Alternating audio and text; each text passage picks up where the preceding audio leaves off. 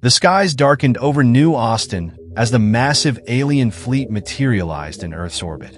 Their ships, resembling colossal obsidian shards, blotted out the sun and cast ominous shadows across the landscape. Panic erupted in the streets as the realization of an extraterrestrial presence sank in. "Holy shit, are those spaceships?" screamed Jackson Thorne, a lanky journalist who had been covering a local bake sale when the invasion began. He fumbled with his camera, trying to capture the otherworldly sight above. Meanwhile, in the depths of the Pentagon, General Arya Blackstone slammed her fist on the war room table. "We need answers, people. Where the hell did they come from? And what do they want?" As if in response to her demands, every screen and device on the planet suddenly flickered to life. A haunting, multi-tone voice reverberated through the airwaves. "Citizens of Earth, we are the Nexali Dominion. Your planet has been targeted for assimilation into our galactic empire. Resistance is futile." A collective gasp echoed around the globe as humanity grappled with the reality of their new situation. The voice continued, "We demand an audience with your most intelligent leaders. You have 24 Earth hours to comply. Failure to do so will result in unfortunate consequences." The transmission cut off abruptly, leaving a deafening silence in its wake. President Liam Okafor, a normally composed leader, found himself pacing frantically in the Oval Office. "Our smartest leaders? What the hell does that even mean? Scientists? Engineers? Philosophers?" His chief of staff, Zara Hawthorne, a sharp-witted woman with piercing green eyes, interjected. "Sir, we need to convene an emergency meeting of world leaders. This isn't just about the US anymore. It's about the fate of our entire species." Within hours, a hastily assembled video conference connected the most powerful individuals on Earth. The tension was palpable as each leader grappled with the weight of the situation. Chancellor Alara Cole of the European Union spoke first, her voice trembling slightly. "We cannot simply capitulate to these Nexali. Who knows what they'll do once they have our brightest minds in their clutches. But can we afford not to comply?" countered Prime Minister Ravi Patel of India. "The technological gap between us is staggering. One wrong move, and we could be wiped out in an instant." The debate raged on, with factions forming between those who advocated for compliance and those who pushed for defiance. As the hours ticked by, no clear consensus emerged. In a small town in Missouri, Dr. Evelyn Frost, a brilliant but reclusive physicist, watched the unfolding chaos with a mix of fascination and terror. Her life's work had been devoted to theorizing about extraterrestrial life, but nothing could have prepared her for this reality. "They're here," she whispered to herself, a chill running down her spine. "And they're nothing like we imagined." Back in Washington, D.C., a sense of desperation began to set in. With only hours left before the Nexali deadline, Earth's leaders found themselves at an impasse. The fate of humanity hung in the balance, and the clock was ticking relentlessly towards an uncertain future. As dawn broke over a world forever changed, humanity faced its greatest challenge yet.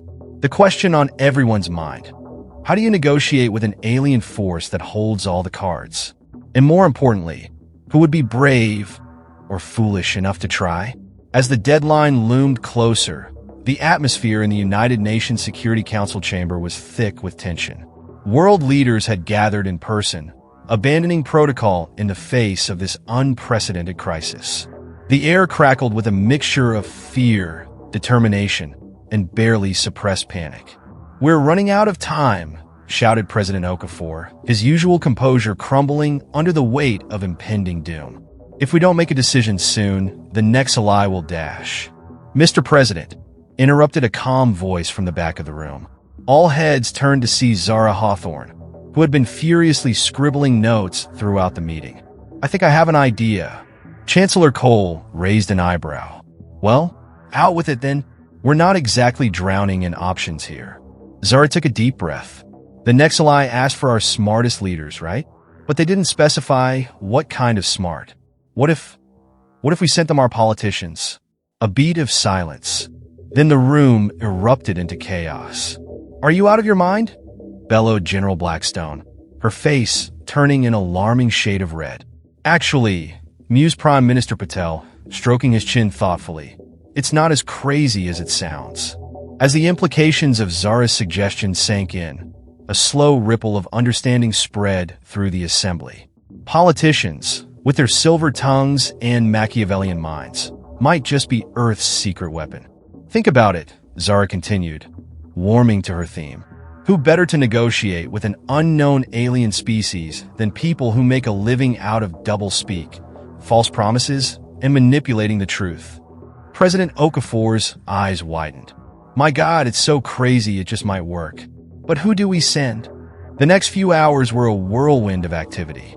A special task force was assembled to select the perfect blend of political archetypes from around the globe.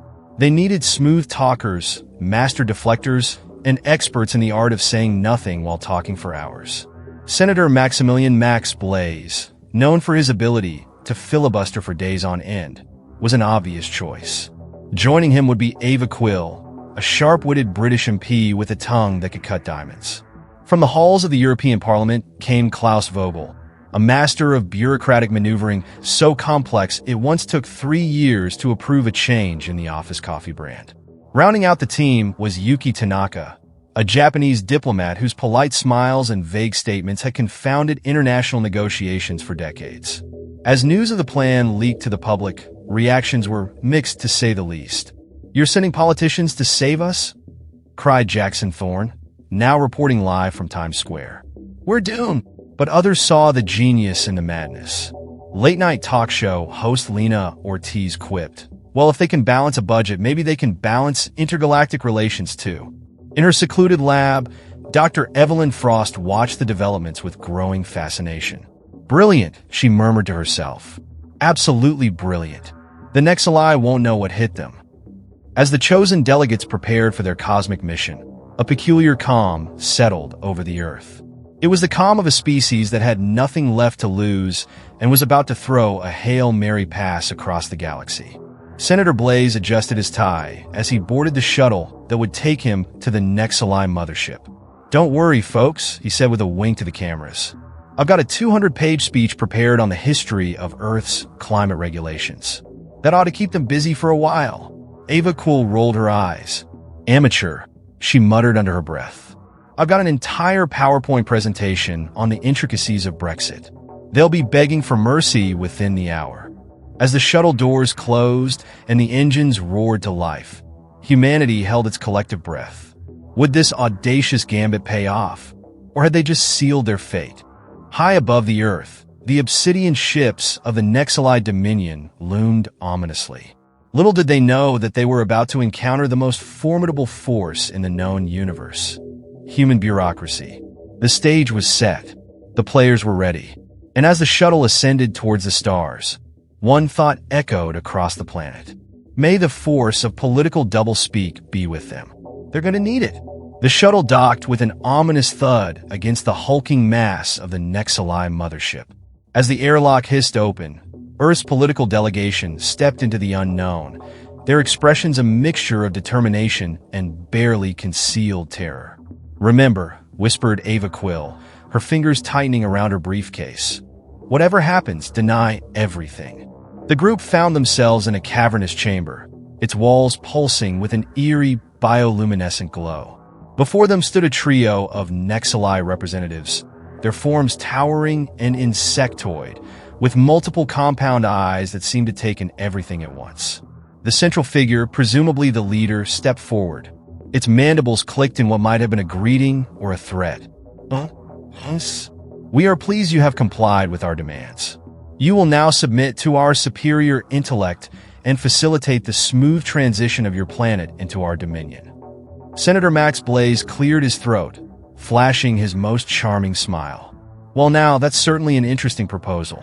But before we get into all that, have you considered the long-term economic implications of planetary assimilation?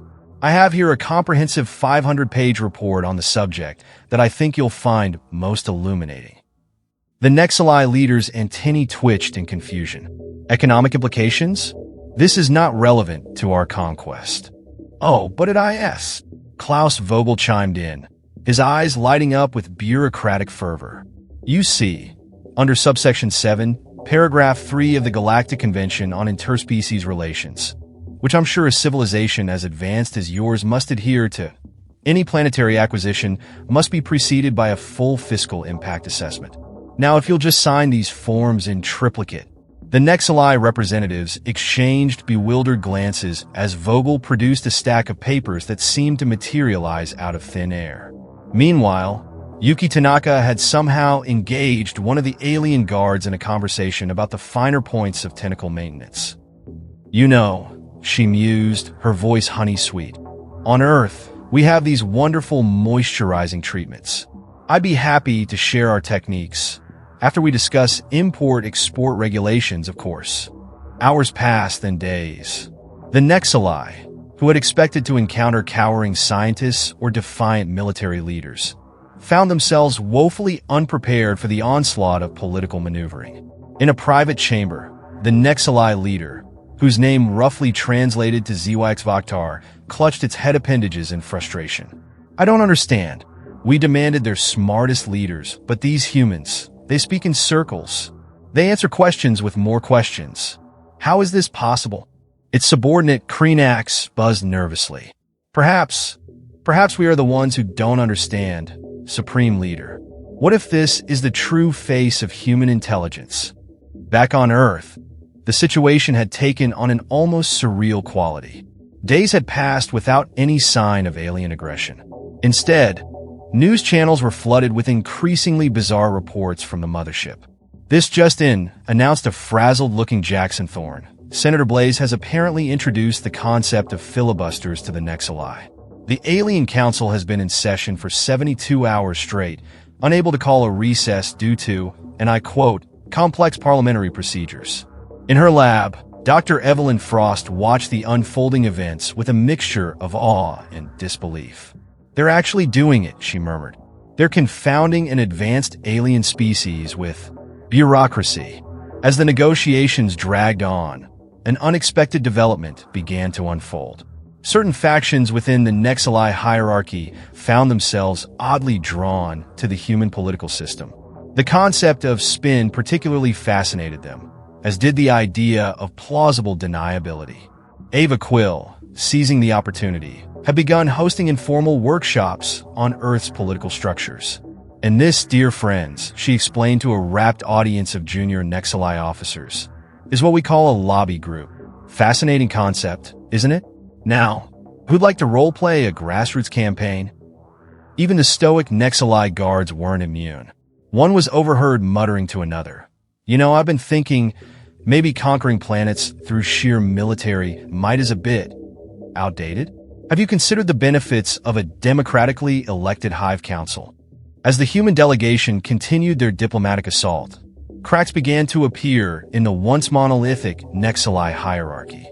Debates erupted over proper procedures. Committees were formed to investigate committees, and more than one alien official was seen furtively Googling how to run a successful political campaign on their data terminals. In a secure communications room, Senator Blaze managed to establish a brief connection with Earth. "Mr. President," he reported, his voice low and urgent, "I think we got them on the ropes, but we're going to need more reinforcements. Send lawyers. Lots of lawyers." President Okafor, his eyes wide with disbelief, could only nod mutely. As the transmission cut off, Blaze turned back to face his alien hosts, a gleam in his eye. "Now then," he said, clapping his hands together, "who's ready to discuss the intricacies of intergalactic trade agreements? I have a fascinating PowerPoint presentation on tariff structures that I think you'll find most enlightening." The Nexali leader, HFY, felt a shudder run through its exoskeleton. Somehow, impossibly, it was beginning to think that perhaps, just perhaps, they had bitten off more than they could chew with this strange, maddening species called humans. As weeks stretched into months, the Nexali invasion fleet remained locked in geosynchronous orbit, their once fearsome warships now festooned with hastily erected satellite dishes broadcasting an endless stream of political debates, committee hearings, and filibuster marathons. On the mothership's bridge, now renamed the Galactic Senate Chamber, much to HFY's chagrin, chaos reigned supreme. The room buzzed with a cacophony of voices, both human and alien, all seemingly intent on out-talking one another. "Order!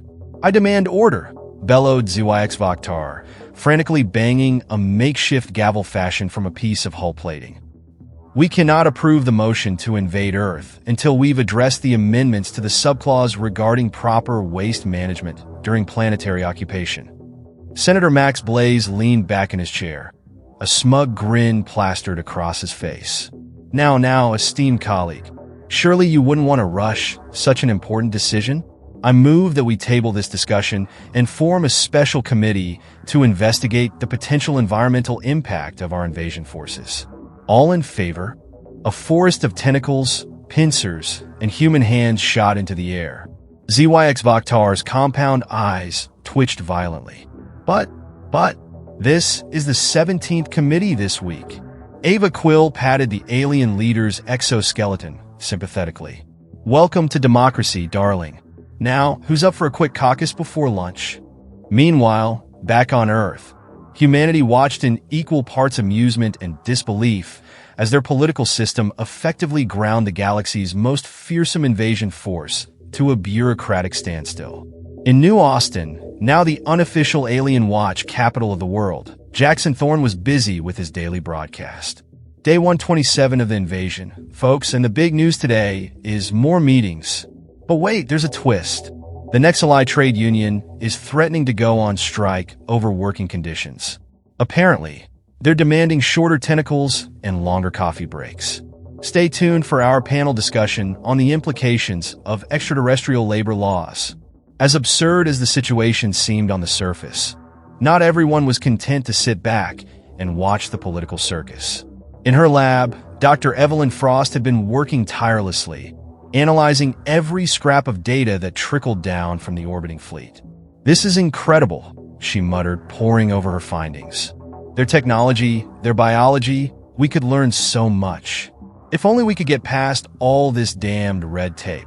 Unbeknownst to the good doctor, her frustrations were shared by an unlikely ally. Kreenax, once a loyal HFY officer, had found itself increasingly drawn to the human way of thinking. Late one night, it made a decision that would change the course of history. Under the cover of darkness, or what passed for darkness in the perpetually lit corridors of the mothership, Kreenax slipped away from its post and sought out Yuki Tanaka. "Psst, human," it chittered nervously. "I have information, things your people should know, but we must be careful. The others, they wouldn't understand." Yuki's eyes widened, but years of diplomatic training kept her voice steady. "I'm listening, friend. Why don't we discuss this over a nice cup of tea? I hear the commissary makes an excellent Earl Grey." As this clandestine alliance began to form, other unexpected developments were unfolding across the fleet. Klaus Vogel, in a stroke of bureaucratic genius, had introduced the HFY to the concept of regulatory impact assessments. The result was a complete paralysis of the invasion's logistical operations.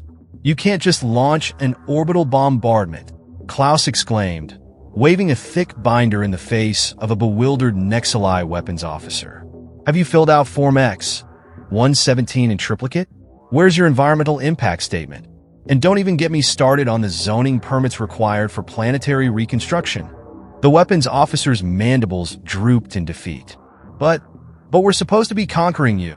Klaus smiled benevolently. Now, let's not use such harsh language. I prefer to think of it as a mutually beneficial restructuring of planetary governance. Now, shall we review the proposed timeline for implementing these new regulations? I prepared a 700-slide presentation. The officer's agonized groan echoed through the ship's corridors. Back on Earth, military leaders watched in amazement as the once fearsome HFY war machine ground to a halt under the weight of human bureaucracy. General Arya Blackstone shook her head in disbelief as she reviewed the latest intelligence reports. "I'll be damned," she muttered. "They've actually done it. Those silver-tongued bastards have turned the aliens' own chain of command against them. It's beautiful." President Okafor, looking more relaxed than he had in months, allowed himself a small chuckle. And to think we almost sent our best and brightest. Turns out, all we needed were our most long-winded and obstinate. As the political quagmire deepened, Earth's defenses quietly strengthened. Scientists pored over the snippets of alien technology that filtered down, reverse engineering what they could. Military strategists developed contingency plans, now armed with insights into Nexali tactics and weaknesses. But perhaps the most significant change was happening in the hearts and minds of both species. What had begun as an invasion was slowly, inexorably transforming into something far more complex. Cultural exchanges, debate clubs, even interspecies sports leagues, zero-gravity cricket was becoming particularly popular, began to spring up throughout the fleet. HFY, once the fearsome leader of an invading armada, now found itself spending more time mediating disputes between various factions than planning military strategies. One particularly trying day, as it attempted to reconcile the demands of the Nexali Hive Workers Union with the newly formed Committee for Ethical Treatment of Earth Livestock, it turned to Ava Quill in exasperation. How? It demanded. How do you humans manage all this chaos? Ava grinned, patting the alien leader on what she hoped was its shoulder. Oh, darling, we don't manage it. We thrive on it. Now, how about we take a break, and I'll introduce you to a delightful Earth custom called Happy Hour? I think you could use a drink, or whatever the Nexali equivalent might be. As the unlikely pair headed off to the ship's makeshift bar, the fate of two species hung in the balance. But for now, at least, the only invasion happening was one of ideas, debate, and the inexorable spread of human political shenanigans across the cosmos. As the first anniversary of the invasion approached, Earth found itself in a position no one could have predicted. The Nexali fleet, once a looming threat, had transformed into a floating circus of political intrigue, cultural exchange, and interspecies debate. On the mothership's observation deck, now dubiously christened the Intergalactic Forum for Peaceful Coexistence and Excessively Long Meetings, HFY stood beside President Okafor, both gazing down at the blue marble below. You know, HFY chittered, its mandibles clacking thoughtfully. A year ago, I would have given anything to conquer your world. Now, I'm not sure I could handle the paperwork involved. Okafor chuckled, clapping the alien leader on its carapace. Welcome to the joys of bureaucracy, my friend. You should see what it takes just to get a parking permit in New Austin. Their laughter was interrupted by the arrival of a breathless Kreenax, followed closely by Dr. Evelyn Frost. The unlikely duo had spent months working together, bridging the gap between human and Nexali science. Supreme Leader, Mr. President, Kreenax buzzed excitedly. We've made a BREAKTHROUGH. Dr. Frost, her eyes shining with the fervor of scientific discovery, held up a glowing device. By combining Nexali quantum entanglement technology with Earth's blockchain systems, we've created a communication network that spans galaxies. Do you realize what this means? Before either leader could respond, alarms blared throughout the ship. Senator Max Blaze's voice crackled over the intercom, panic evident in his usually smooth tone. Emergency! All delegates to the main chamber immediately. We're picking up signals from the outer rim. It's the Zorgax Imperium. The room erupted into chaos as humans and Nexali alike rushed to respond. The Zorgax, a notoriously aggressive species known for their planet-cracking weaponry, had long been the bogeyman of Nexali space. In the main chamber, screens flickered to life, revealing a massive armada of Zorgax warships approaching the solar system. Their leader, a grotesque amalgamation of tentacles and cybernetic implants, sneered at the assembled crowd. Pathetic Nexali, it roared. We monitored your invasion force, waiting for you to soften up this world for us. But you've grown weak, corrupted by these primitive humans. We will destroy you all and claim this galaxy for the Zorgax. A hush fell over the chamber, broken only by the sound of Ava Quill clearing her throat. Now, see here, you overgrown calamari, she began, her voice dripping with disdain. I don't know how you do things in your neck of the woods, but around here, we have procedures. Klaus Vogel stepped forward, brandishing a comically thick binder. Indeed. Before any hostilities can commence, you'll need to file an official declaration of interstellar conflict. In triplicate, of course. Then there's the matter of environmental impact assessments for any planet-cracking activities. The Zorgax leader's eye stalks bulged in confusion. What is this nonsense? Yuki Tanaka smiled serenely. Oh, it's no nonsense, I assure you. It's governance. Now, shall we discuss the finer points of your incursion over some tea?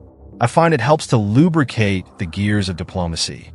As the human politicians launched into a full-scale diplomatic assault, ZYX Vaktar turned to Kreenax, Mandibles Agape. Are they trying to bureaucracy the Zorgax to death? Kreenax chittered in amusement. I believe, my leader, that is exactly what they're doing. What followed was the most bizarre confrontation in galactic history. The Zorgax, prepared for battle, found themselves instead drowning in a sea of forms, committees, and subcommittees. Their fearsome weaponry lay dormant as debates raged on about the proper protocols for interstellar conflict resolution. Meanwhile, Earth and Nexali scientists worked feverishly, using their newly developed communication network to rally support from across the galaxy. Species that had long lived in fear of both Nexali and Zorgax aggression now found common cause in the face of this new threat. As days turned to weeks, the Zorgax invasion force began to falter. Supplies ran low as requisition forms were lost in endless approval processes. Morale plummeted as soldiers were forced to sit through marathon sessions on the ethical implications of planetary annihilation. The final blow came when a group of junior Zorgax officers, inspired by human political theory, staged a peaceful protest demanding better working conditions and the right to form a union. The Zorgax command structure, already strained by weeks of human-style political maneuvering, finally collapsed under its own weight. In a stunning turn of events, the Zorgax armada retreated, leaving behind a bemused coalition of humans and Nexali. As the last Zorgax ship disappeared into hyperspace, a cheer went up that could be heard from Earth to the farthest reaches of Nexali space. Amid the celebration, Jackson Thorne managed to corner President Okafor for an exclusive interview. Mr. President, he asked, his voice trembling with excitement, how does it feel to have saved not just Earth, but possibly the entire galaxy through the power of politics? Okafor smiled wryly. Well, Jackson, I'd say it feels pretty damn good, though I suspect we'll be dealing with the paperwork for years to come. As laughter echoed through the chamber, Dr. Evelyn Frost found herself standing next to ZYX Vaktar. The human scientist and the Nexali leader watched as their two species mingled, the lines between them blurring more with each passing moment. You know, Dr. Frost mused, a year ago, I never would have believed this was possible. I thought science, technology, or brute force would decide our fate. But it turns out the most powerful force in the universe might just be bureaucracy. ZYX Vaktar finished, its mandibles clicking in what had become recognizable as a smile. That, Dr. Frost laughed, and the unending human capacity to complicate absolutely everything. As the celebrations continued, news of the unlikely victory spread across the stars. Earth, once a backwater planet on the edge of the galaxy, had become a beacon of a new kind of interstellar diplomacy. Species that had never dared stand up to the likes of the Zorgax now looked to humanity for guidance in the art of peaceful resistance through sheer, unadulterated administrative overload.